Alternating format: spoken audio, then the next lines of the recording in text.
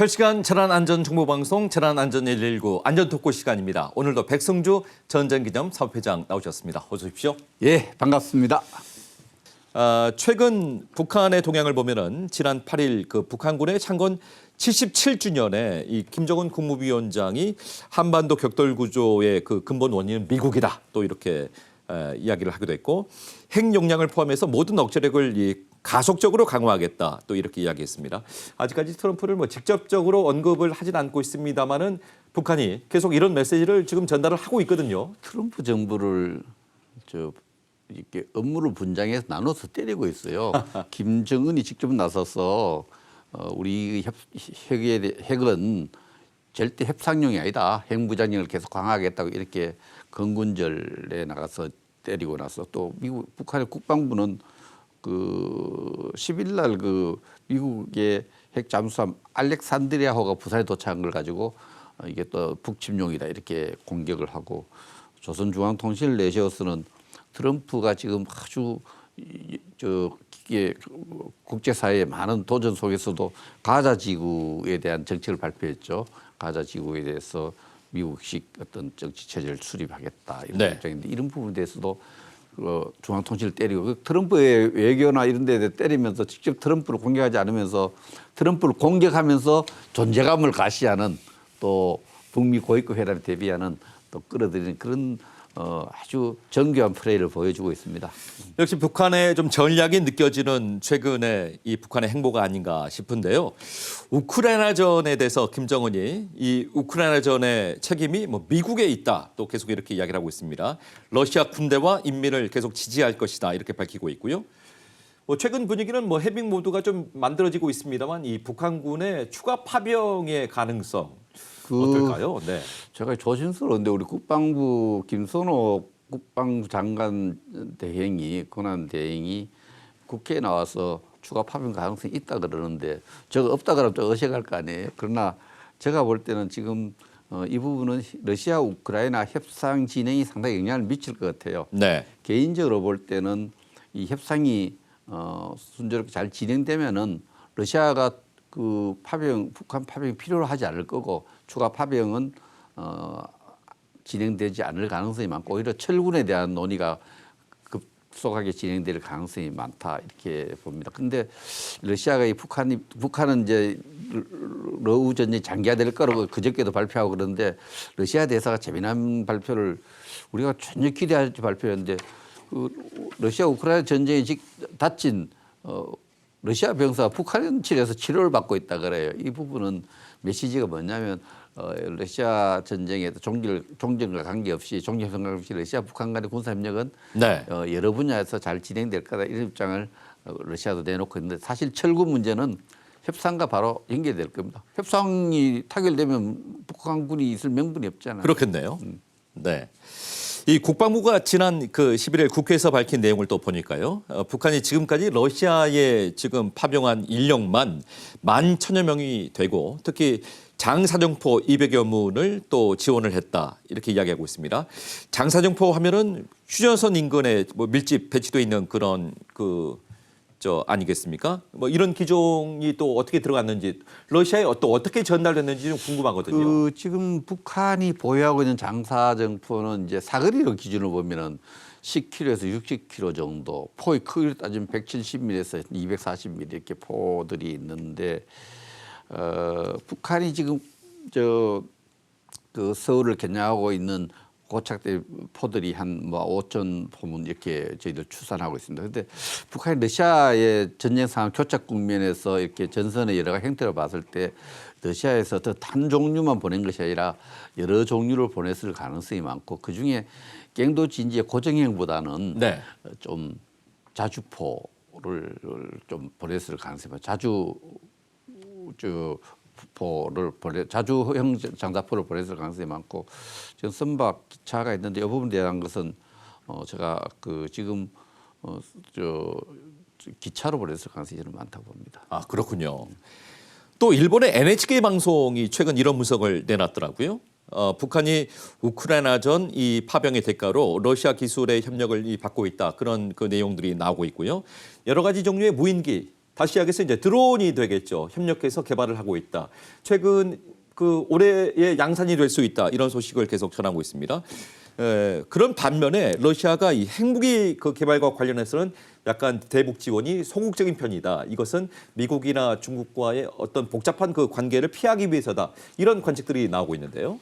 지금 NHK가 뭐 여러 정보 국가의 정보를 받아서 기사를 보냈을 텐데 네. 제가 볼 때는 그 팩트는 맞는 것 같은데 해석은 조금 달리할 필요가 있어요. 아, 그렇군요. 그 우크라이나가 지금 장기전을 치르면서 러시아에 버티고 있는 이유 중에 하나가 러시아 후방 지역에 드론 생산 기지를 갖고 드론을 갖고 러시아의 침략에 대비를 하면서 잘 버티고 있거든요. 러시아는 드론 생산이 필요하고 사용이 급선무예요. 그렇지만 북한에서 생산해서 러시아, 우크라이나 전선에 투입하기 위해서 이건 러시아에 공급하기 목적으로 드론을 생산할 가능성이 많고 아, 그렇군요. 북측 입장에서는 지금 가장 중요한 게 대공방어망이 좀 취약한 게 드러났어요. 네. 그 대공방어망에 러시아의 도움을 좀 많이 청할 가능성이 많은데 핵무기는 6차례 핵실험했기 때문에 그걸 좀 고도화시키는데 필요한 기술도 필요하고 투발수도 있겠지만 기본적으로 핵무기에 관련해서 북측이 러시아로부터 기술을 그렇게 뭐 받아야 될 이유는 없어요. 이미 6차례 핵실험했고 다양한 핵 투발 수단을 갖고 있기 때문에 그게 지금 북한에 만약 드론 생산 공장이 양산 공장이 들어서는 거는 러시아 전선을 대비한 것이다 이렇게 봐야 됩니다. 네. 지금 공동 개발이 되고 있고 특히 이제 올해 양산이 시작될 수 있을 것이다. 이런 뉴스가 말이죠. 굉장히 좀 위협적으로 느껴지는데요. 그건 제가 그 네이토나 독일의 지휘관들을 만나서 들어보면은 우크라이나가 전쟁이 3년째 되지 않습니까? 맞습니다. 후방 지역에 여러 가지 그 유럽 나토 국가의 도움을 받아서 네.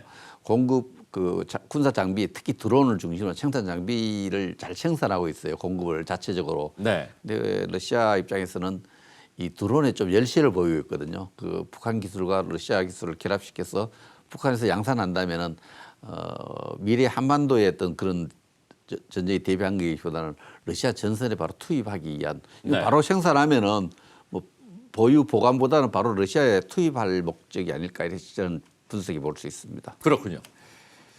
이런 와중에서 트럼프 미국 대통령이 러시아, 우크라이나 정상과 통화를 했고 종전 협상을 개시하기로 했다는 소식이 들어오고 있습니다. 관련 뉴스 영상 먼저 보시고 이야기 계속 나누겠습니다.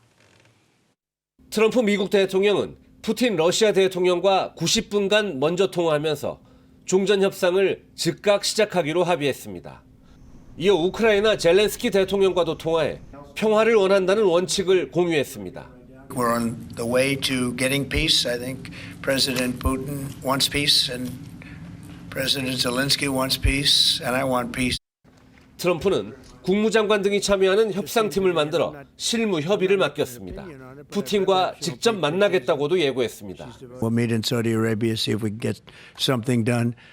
But we want to end that war. That war is a disaster. It's a really bloody, horrible war.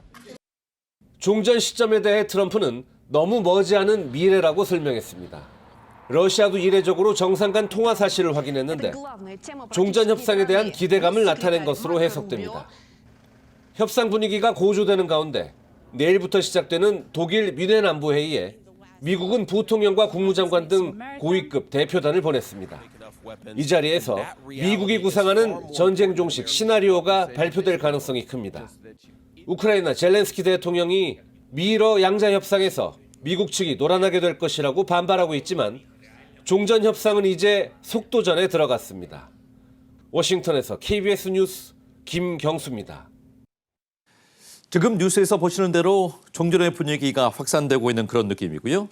현지 시각 14일, 그러니까 오늘이죠. 이 독일 뮌헨에서 안보 회의가 또 열리게 되고요. 여기서 미국이 이제 어떤 그 종전의 메시지를 또 제시를 할지 우리가 좀 지켜봐야 되겠습니다. 트럼프 구상이 거의 드러났어요. 안 지켜봐도 뭐 트럼프는 이제 전선 현상을 존중하는 선에서 전쟁을 중지시키는 데 목표를 두고 있는데 이렇게 하기 위해서는 푸틴에게는 이 빨리 전쟁을 종식시키지 않으면 추가 경제 제재를 하겠다. 러시아 굉장히 고통스러운 게 전비 마련이거든요. 네. 그 부분에 추가 제재를 하겠다 압박을 가하고 그 대신 러시아에게는 약간 당근책으로 현재의 어떤 서로 차지하고 있는 영토를 조금 인정해주고 또 우크라이나가 나토 개입하는 것을 받아들이지 않겠다 이런 입장으로 러시아를 달래고 있고 네. 우크라이나 대해서는 굉장히 협박성이죠.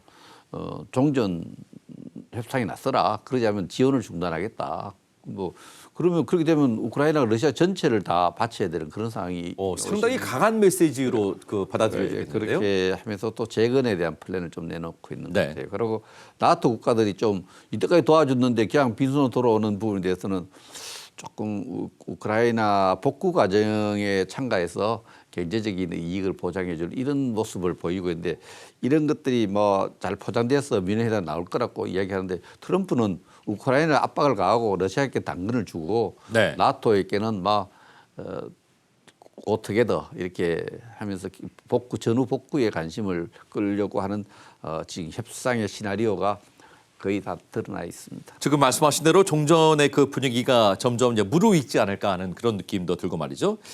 마이크 왈츠 백악관의 국가안보보좌관이 뭐 공개적으로 우크라이나에 들어간 미국의 비용을 이제 회수를 하겠다 뭐 이런 말도 나오고 있습니다. 우크라이나 전에 그 기여한 부분에 대해서 적절한 보상 방안들 어떤 게 좀 있겠습니까? 뭐 미국 측에서 뭐 히토리 5천억 달러 뭐 이런 이야기도 하고 저는 굉장히 못마땅합니다. 그 6.25 전쟁 때 미국이 도와줬는데 그러면 도와주고 나서 종전협상에서 우리한테 요구한다 우리가 좋게 받아들이겠어요? 약자인 우크라이나를 좀 배려하지 못한 선언이라고 생각을 하고요. 개인적으로 조금 그렇죠. 어떻겠습니까? 강대국 정치, 현실 정치 속에서 네.